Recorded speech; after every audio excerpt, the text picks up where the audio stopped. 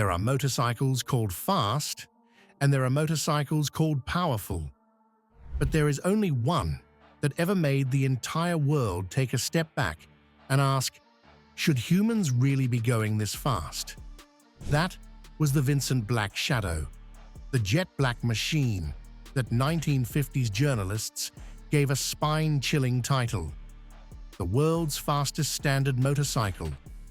At a time when most motorcycles barely dared to reach 70 or 80 miles per hour, the Black Shadow emerged like a creature from the future with a factory-rated top speed of 125 miles per hour.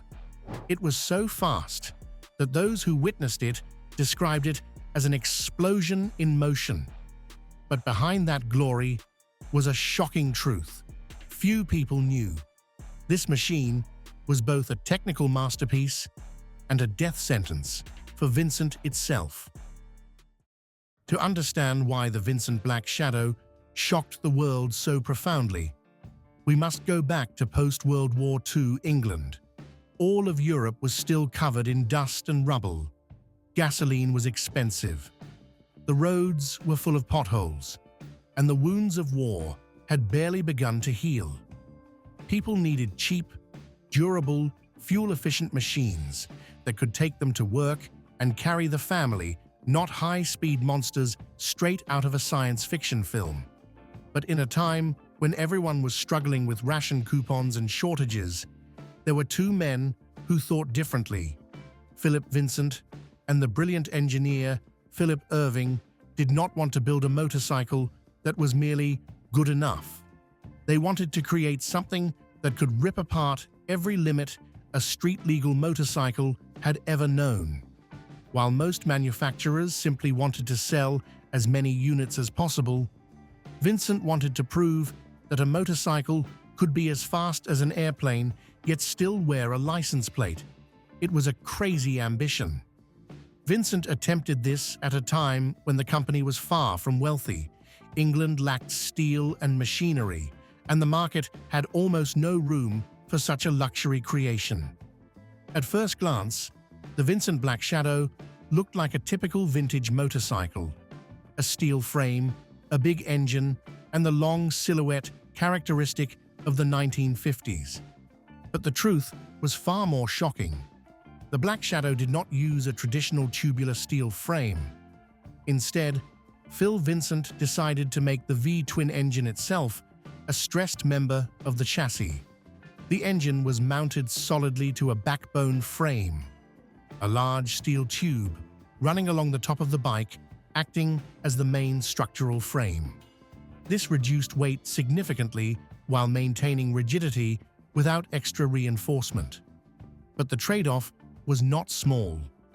When the engine becomes the spine, every vibration, every surge of heat, and every mechanical tremor travels straight into the rider. On long roads, this meant you felt each cylinder firing as if you were sitting next to the heartbeat of a wild animal. The most controversial part was the braking system. The Black Shadow could exceed 100 miles per hour with ease, but its small drum brakes simply were not strong enough to tame that speed. Veteran riders described the feeling as, "The brakes exist, mainly to notify the motorcycle that you intend to stop," and the 998 cubic centimeter V-twin engine was the part that truly terrified the world. On paper, it made roughly 50 horsepower, but in practice, the way Vincent hand-tuned every detail made that power feel far beyond any dry number. The cylinders were set at a 50-degree angle.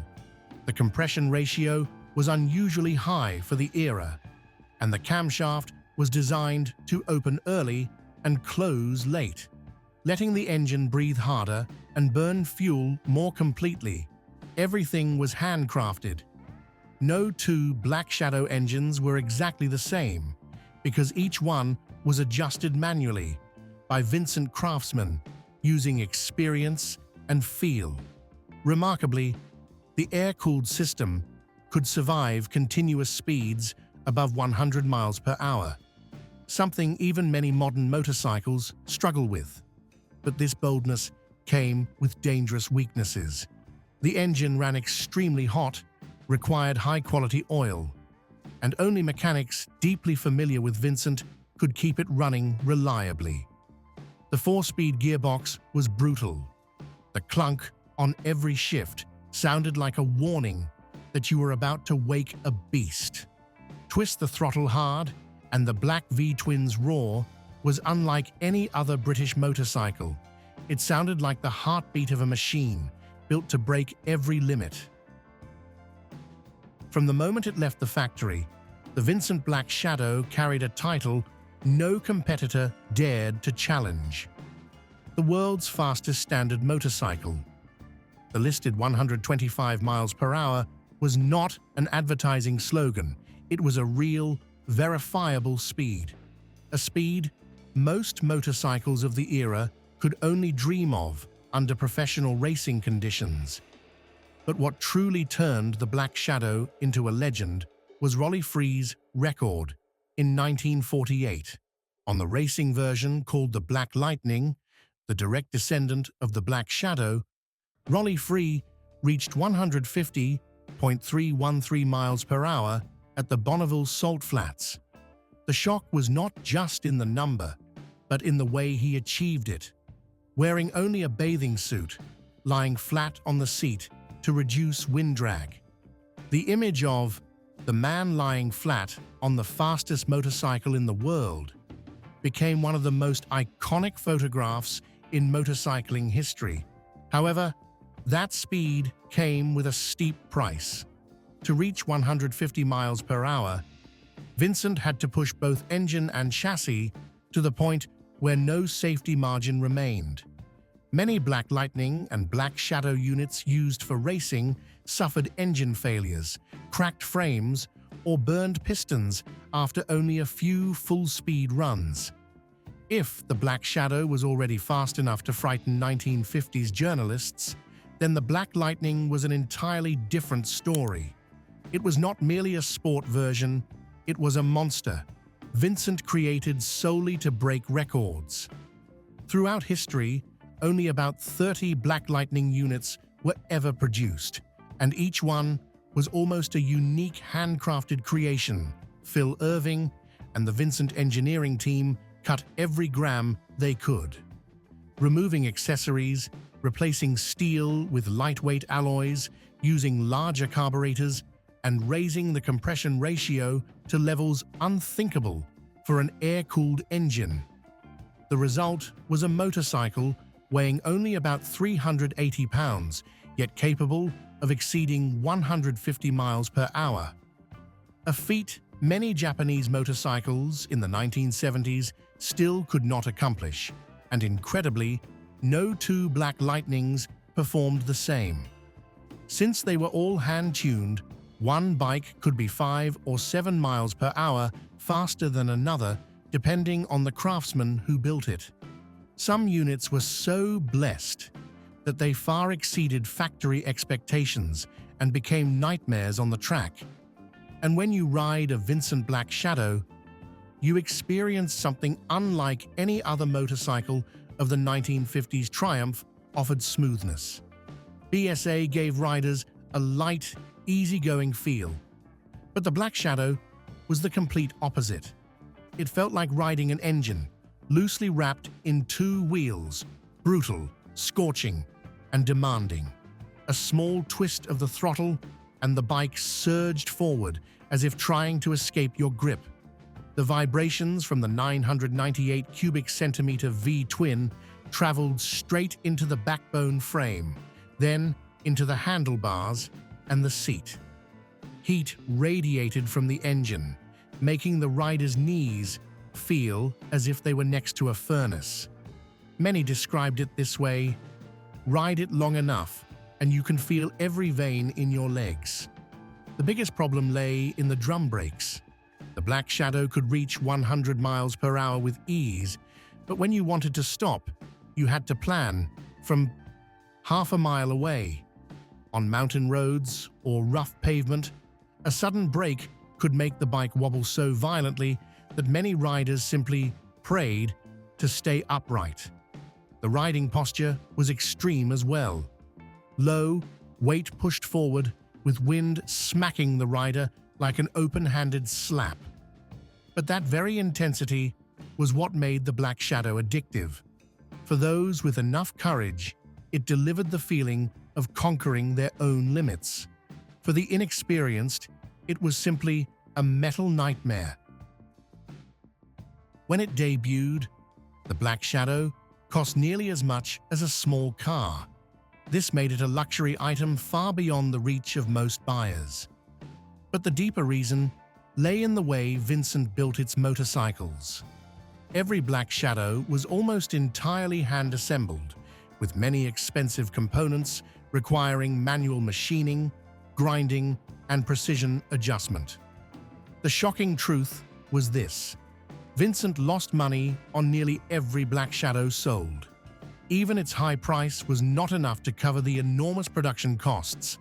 The market at the time favored small, fuel-efficient, easy-to-maintain motorcycles like the BSAC-11 or the Triumph 21. Meanwhile, the Black Shadow was too powerful, too expensive, and too specialized.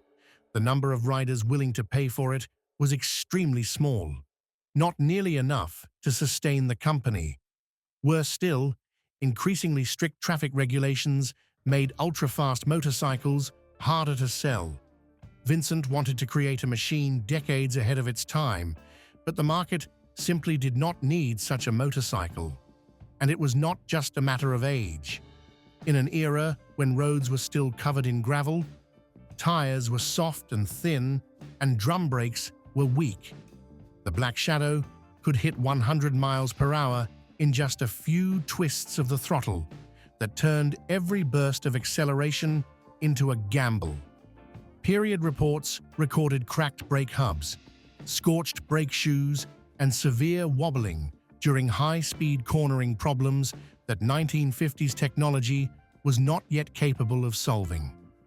Many experienced riders gave up after feeling the bike shake violently at speeds its brakes could not handle. Some stories even claimed that riders were thrown off the seat simply because they forgot the Black Shadow was not meant for human-level speeds.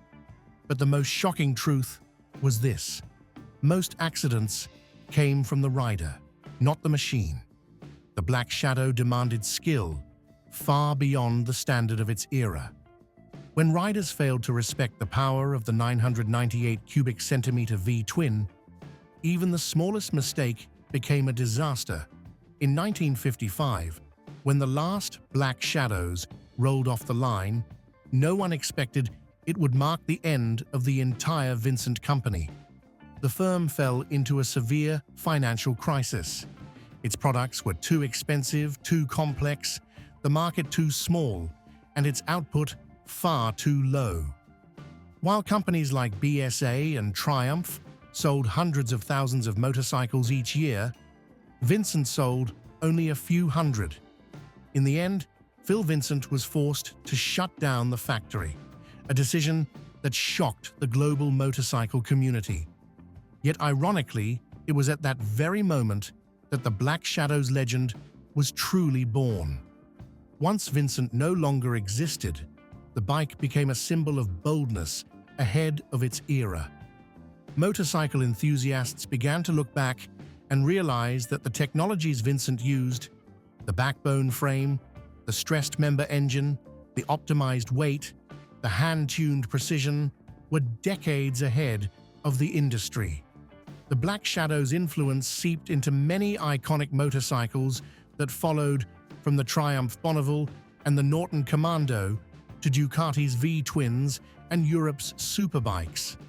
Today, every surviving Black Shadow is considered a living artifact, a testament to a time when humans dared to build something too fast, too dangerous, and too intelligent for the engineering standards of its age. Now it is your turn. Among all the legends ever built, the Vincent Black Shadow is the one that inspires both admiration and caution. What do you think about this jet black machine? If you had the chance to grip the handlebars of the motorcycle once called the fastest and most terrifying in the world, would you have the courage to start it and hear that 998 cubic centimeter V-twin roar beneath your feet? Have you ever seen a Black Shadow in person? Or do you have any memories with high-speed vintage motorcycles? Share your story, because sometimes even the smallest detail you remember can help recreate the history of machines that are slowly disappearing. If you enjoy stories that are both nostalgic and shocking like this one, hit like, subscribe, and turn on the bell. Many more legends are waiting to be unlocked. See you next time.